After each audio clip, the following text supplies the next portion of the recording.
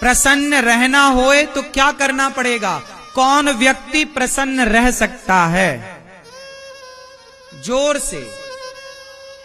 मैया काहे पंचायत कर रही हो मेरी मां?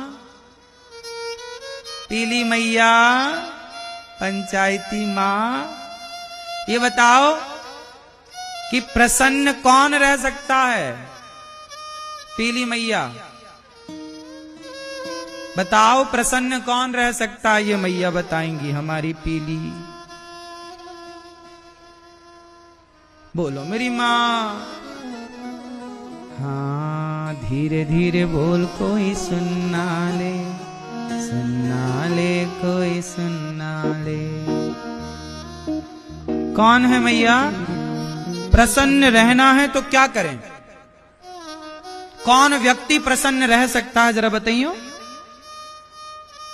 आप बताओ, इस तरफ वाली मैया, सफेद दुपट्टे वाली मैया, कौन प्रसन्न रह सकता है? ये भैया बताएंगे, प्रसन्न कौन रह सकता है?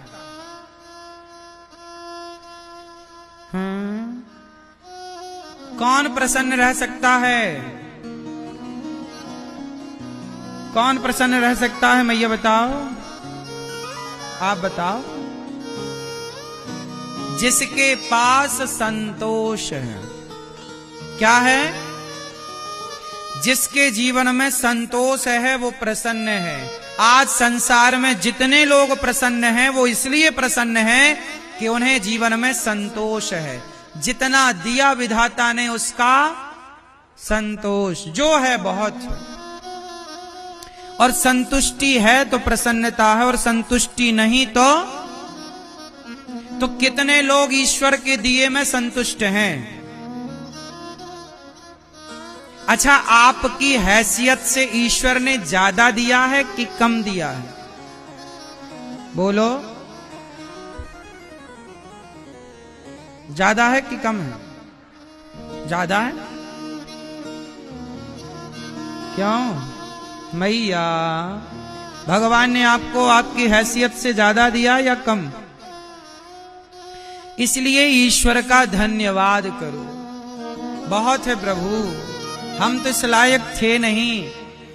आपने अंधा बनाया होता तो हम क्या कर लेते?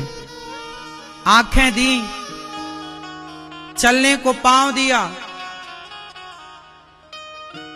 आप भगवान से कभी शिकायत करते हो कि नहीं? क्यों भैया, आप भगवान से कभी शिकायत करते हो? बोलो। ओ मोबाइल वाले भैया, आप भगवान से कभी शिकायत करते हो? नहीं। शिकायत वो करें जिनके पास चलने के लिए पांव नहीं है। शिकायत वो करें जिनके पास देखने के लिए आंख नहीं है। शिकायत वो करें जिनके पास हाथ नहीं है। शिकायत वो करें जिनके पास सुनने के लिए कान नहीं है। शिकायत वो करें जिनके पास बोलने के लिए वाणी नहीं है।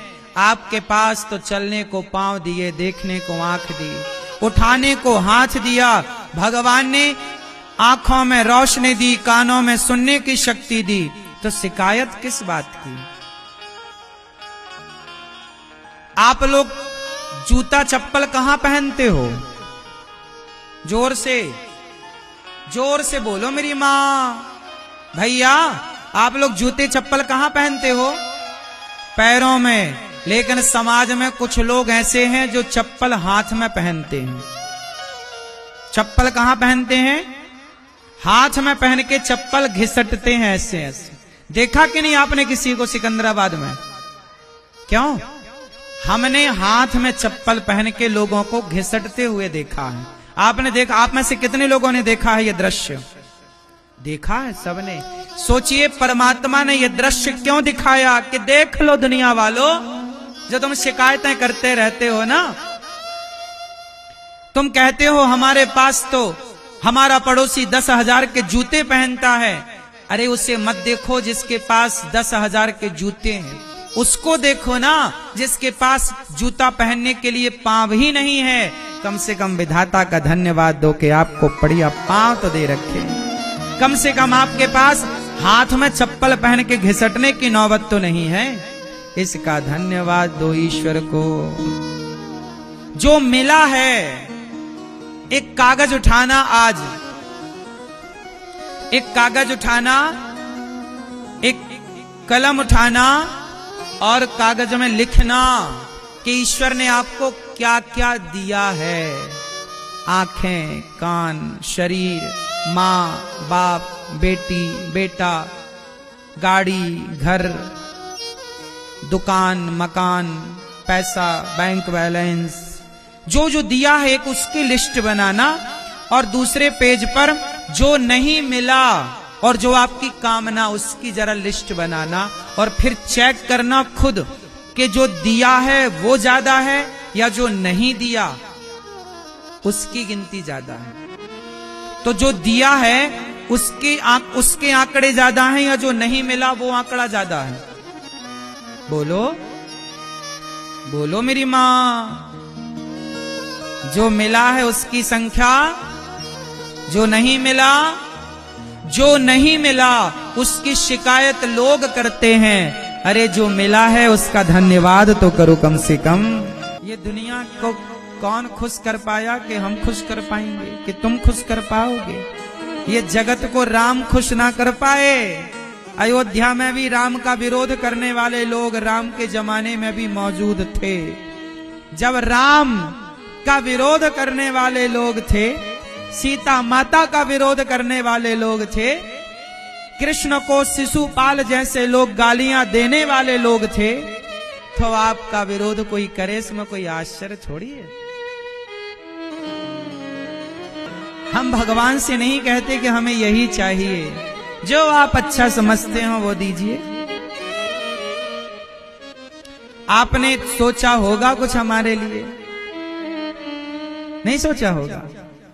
जब हमारे बारे में सोचने के लिए भगवान हैं तो हम क्यों सोचें? भगवान सोचेंगे ना हमारे लिए। हम उनका चिंतन करें, हम उनका ध्यान रखें, हम भगवान के भक्तों के बारे में। इसलिए हमने कल बोला ना आपसे, जो दूसरों के बारे में सोचता है उसे अपने बारे में सोचने की जरूरत नहीं। जो किसी और के बारे में सोचता है ना, भगवान उसके बारे में जरूर सोचते हैं। बस नीति और नियत साफ होनी चाहिए। इसलिए दास अनिरुद्ध, मैं अपनी वृद्ध माओं के बारे में सोचता हूँ। मैं गौरी गोपाल आश्रम में जो विद्यार्थी पढ़ते हैं, गैया रहती हैं, वहां अखंड रसोई चलती है। उन बेसहारा माताएं जिनके अपने बच्चे नहीं सेवा करते, उन माओं के बारे में जब मैं सोचता हूँ तो मेरे बारे में स्वयं भगवान सोचते हैं। मैं क्यों सोचूं अपने बारे में? मुझे अपने बारे में सोचने का टाइम नहीं मिलता। अपने बारे में क्या सोचूं, अपनी क्या प्लानिंग करूं बताओ? छोटी सी तो जिंदगी है, गई बहुत थोड़ी बची। लड़कपन से जवानी आई, जवानी से बुढ़ापा में प्रवेश, बुढ़ापे के बाद जर्जरता आएगी, मर जाएंगे। तो अपने बारे में सोच के भी क्या पाएंगे? सोचेंगे तो भी बूढ़े होंगे, सोचेंगे तो भी मरेंगे। तो अपने बारे में क्या सोचना है? आओ हम किसी और के बारे में सोचें। अपने बारे में सोच के क्या पाएंगे? भगवान ने जीवन दिया है अपने बारे में सोचने के लिए नहीं। आप लोग अपने ही बारे में तो सोचते हैं, इसलिए तो परेशान है ना आप लोग, क्योंकि आप अपने और अपने परिवार के बारे में सोचते हैं। जो किसी और की चिंता करता है ना, उसकी चिंता भगवान करते हैं।